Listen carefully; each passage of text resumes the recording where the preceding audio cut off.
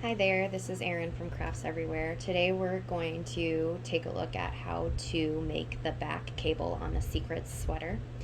So here you can see I've got the back finished and the yarn is still attached over there by the stitch marker, by the blue stitch marker.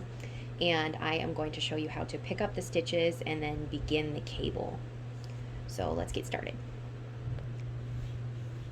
You'll want to turn the sweater sideways so that you can get better access to where you're going to be picking up your stitches.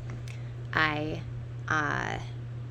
have marked on the sweater here, so the pink ones are where the shoulder seam is at on each side. I use Kitchener so you can't see them very well, but that way they're marked at the top there, and then this is where I joined after the neckline.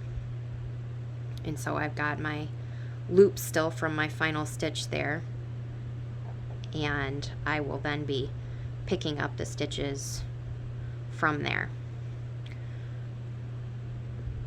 So here will be my first stitch for the cable, and so you're going to be working backwards to pick these up, which feels kind of unnatural, but it works out in the end. So you've got your first one here, and then you'll be picking up 7 more down towards the right, towards the ribbing of the sweater. So here's your first stitch, and then the next stitch is right here, and you'll be picking up stitches. Make sure you go from front to back, so that way this is hidden on the inside. And grab your working yarn, and it'll come around the opposite direction of how you would normally pull it. And then put it on your hook, and then you've picked up the second stitch, and then you just repeat that until you have 8 on your needles. Oops.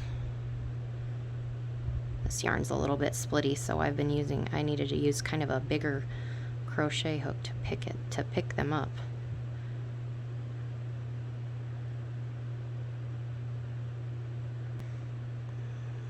There we go.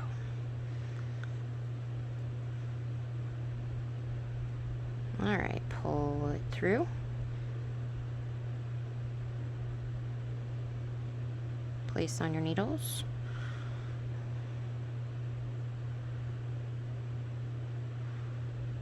There we go. I feel like this part is probably the hardest part of the cable, is picking up these stitches. It's awkward. I agree, but it's nice to have it attached to the sweater body so that way you don't have to try to graft it on both sides. I'm all for less ends to sew in and things to graft, so in the interest of avoiding that, we're doing it like this. All right, so here's another one picked up. So I've got 4 on there now, and so I'll do 4 more, and then I'll come back and show you how to do the first couple of rounds. All right, so I have all 8 stitches picked up on my needles, and so your working yarn is over here. And so what you're gonna do is just act as if you have just turned your work when you're working flat. And so you'll just insert your right hand needle in and then just knit that first stitch. And then we're gonna be cabling right away for this first row. And so you'll need your cable needle or whatever you use to grab the next 2 stitches. And then we're gonna knit 2. Oops, that one's twisted. Let me fix it real quick. There we go. All right, so we're knitting 2 here. And we're gonna knit 2 from the cable needle. It's a little fiddly at first, but it gets a lot less tricky. This one's twisted too. There we go. It gets a lot less tricky after you get past the first few rows. Oh, I twisted all of them when I put them on the needle. All right, there we go. So there's the 2 off of the cable needle. And so then we will be knitting 3. So 1, untwist it, because I can't tell my directions today apparently for when I picked up the stitches. And then there's the 3rd. So you've got your first cable round completed. And so for this you'll be purling the wrong sides, and then you will cable every single right side row that's knit all the way across. And so we did 2 to the front on this previous row, so this next row we'll be doing 2 to the back.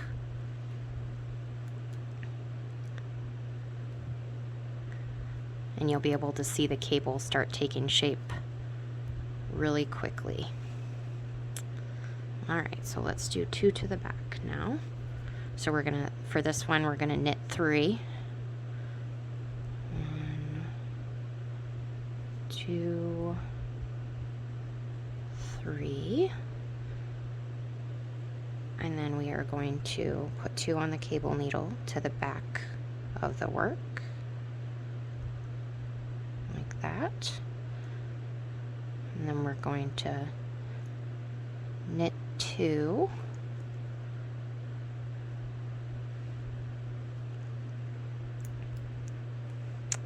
I looped my cable through here because I kept dropping this final stitch when I was working on it before, so that's just a little extra security.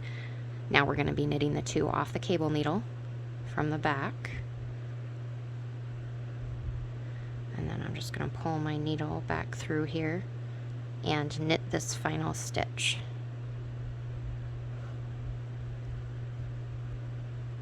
There we go, and pull that tight, and you can already see the braid starting to form there. And pull it tight. And I'll pull it onto the cable so you can see it a little bit better.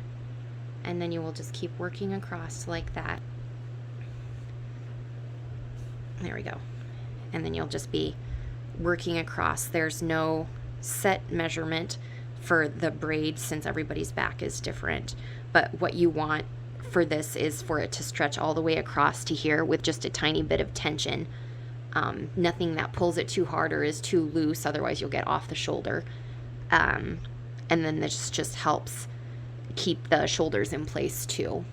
And you can see I've pulled in the neckline quite a bit from the way that I knit the neckline, and I did a standard bind off here, so that gives it a lot of structure. So those are also choices that you can make if you like a looser neckline, or if you want it to be off the shoulder, then those are things that can be easily changed about this too.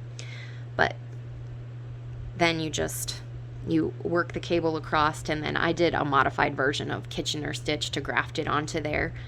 But you can also bind it off and seam it too. I just wanted a cleaner look, and so that is what I chose to do. But that is how you knit the cable. Thanks for watching.